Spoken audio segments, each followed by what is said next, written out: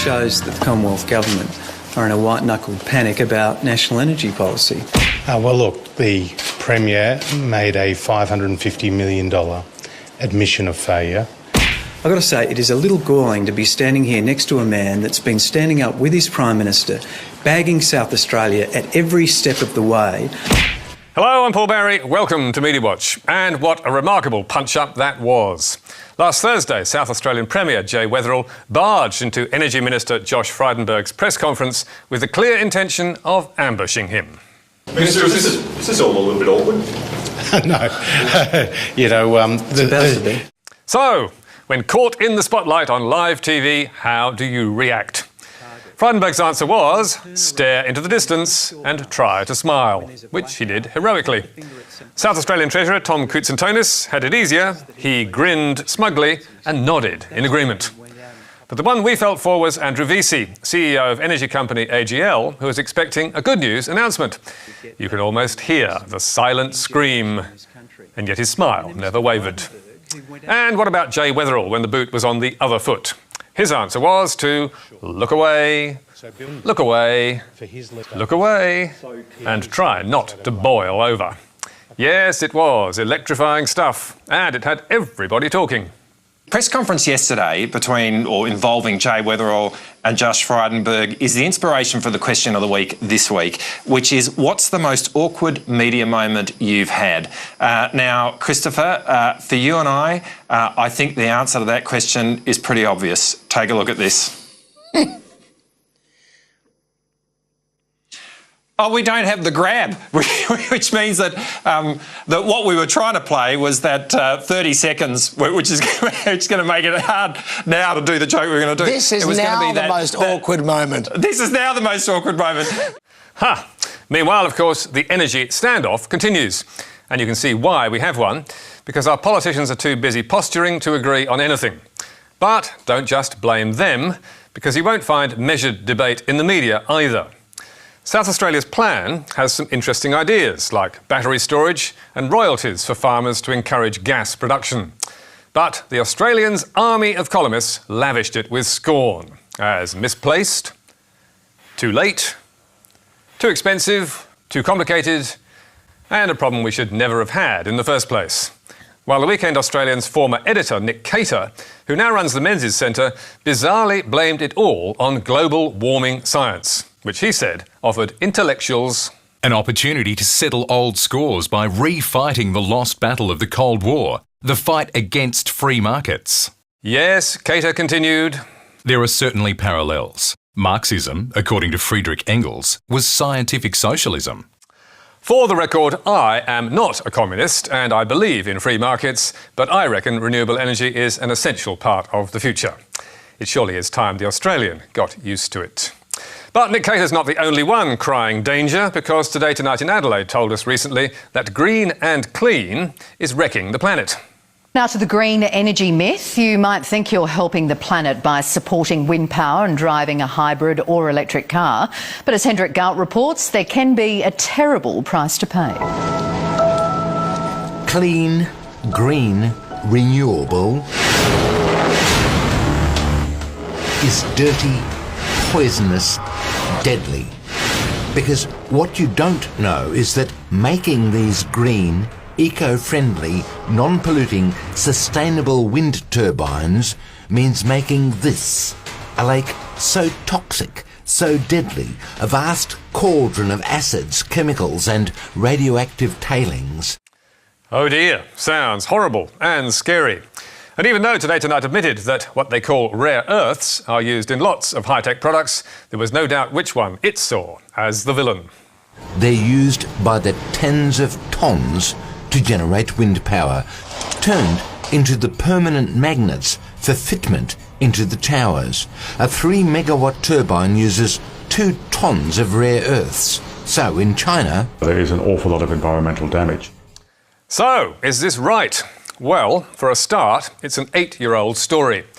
Some of the footage of those toxic lakes that TT relied on was shot in 2009 by Britain's Channel 4, which Today Tonight lifted off the internet, complete with interviews, without payment or permission.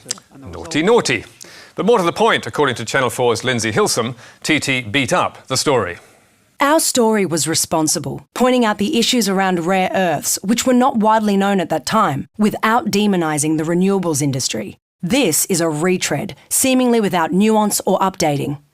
Also not impressed with Today Tonight's story were two Australian interviewees whom TT relied on to make its case.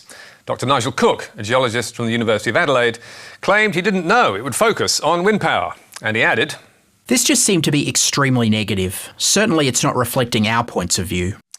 And South Australian Greens leader Mark Parnell, who also appeared in the report, was even blunter, telling Media Watch, "In total, the story was a complete beat-up." And why is that? Well, for starters, rare earths are used in just about every electronic product we rely on, like mobile phones, computers, TV screens and cars.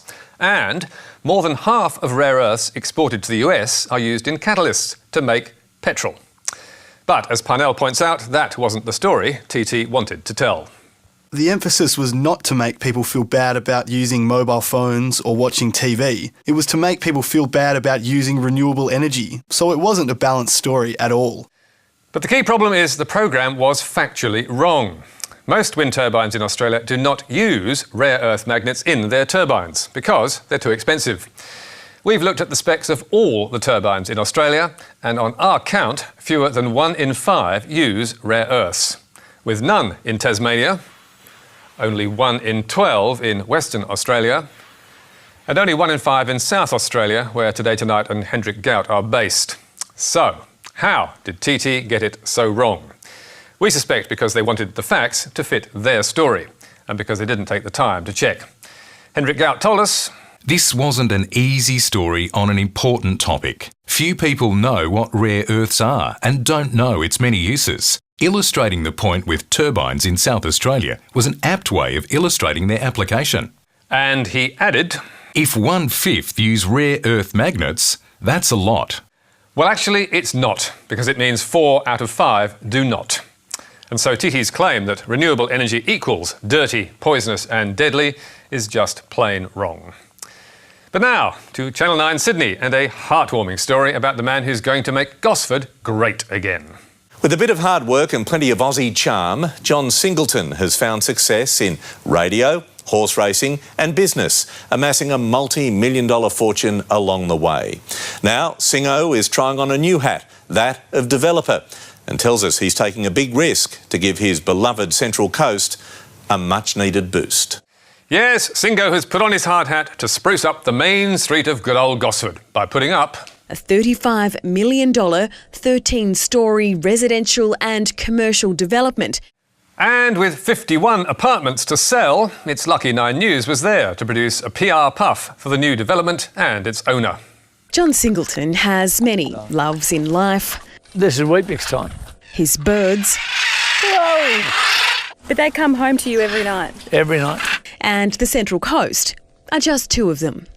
But even better for Singo than a TV ad masquerading as news is the fact that as part owner of Macquarie Media, he has an entire radio network at his disposal, with top-rating presenters like 2GB's Ray Hadley only too happy to spruik their boss's business.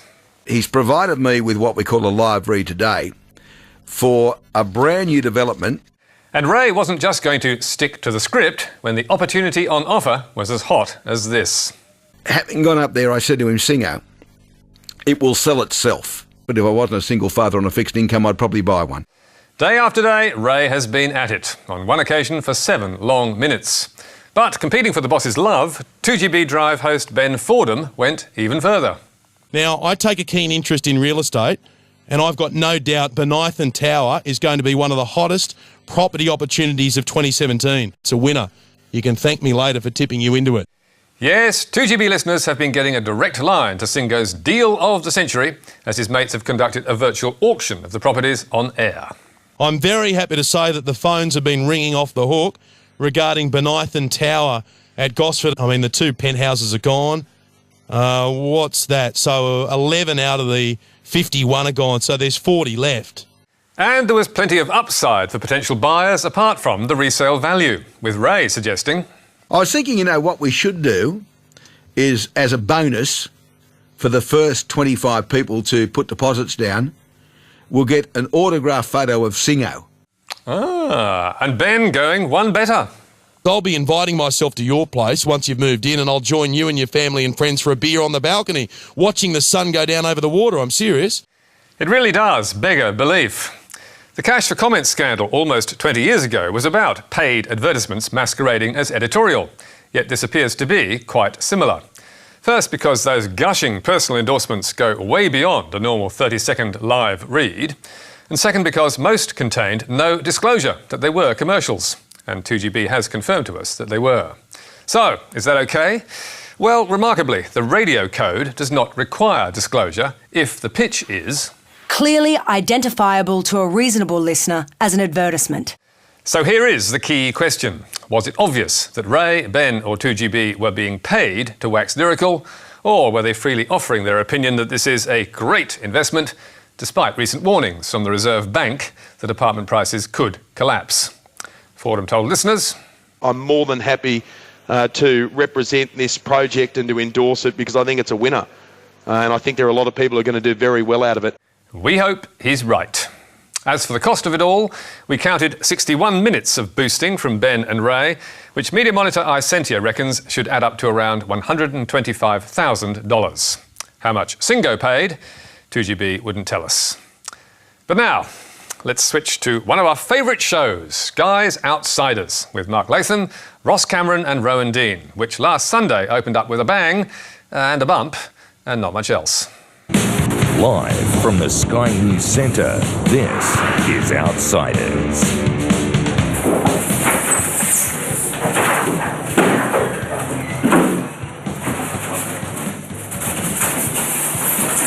Current affairs show. Something of a metaphor there, perhaps? Hello? We can't hear you. Yes, the show with three old white men on the panel, and I speak as one myself, gets an audience of only 31,000 people each week.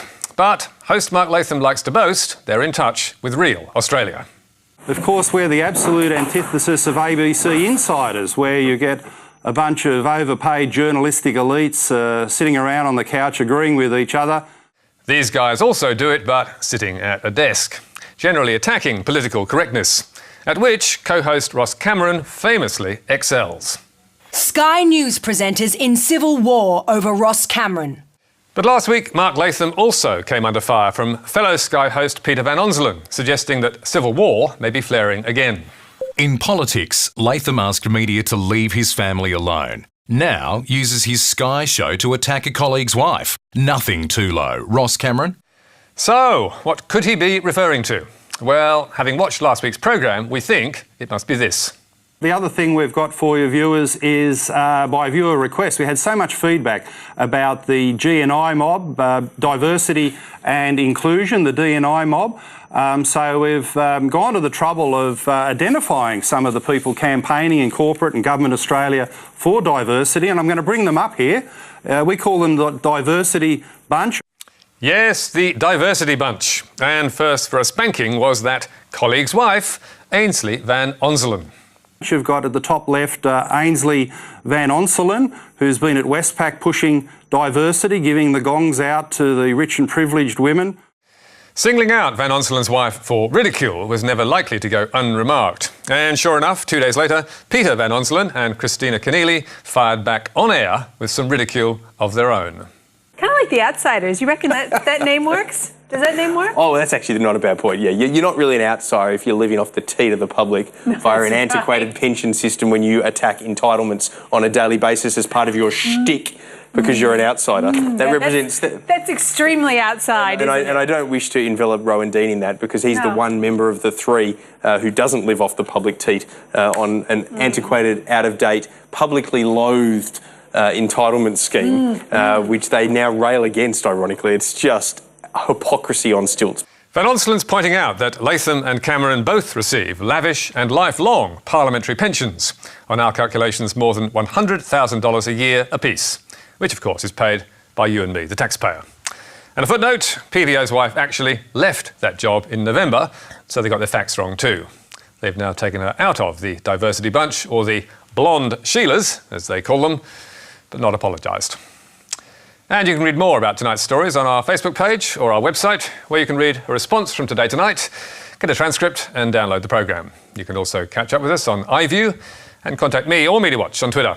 And don't miss Media Bites every Thursday on Facebook, Twitter and our website, and also on iView.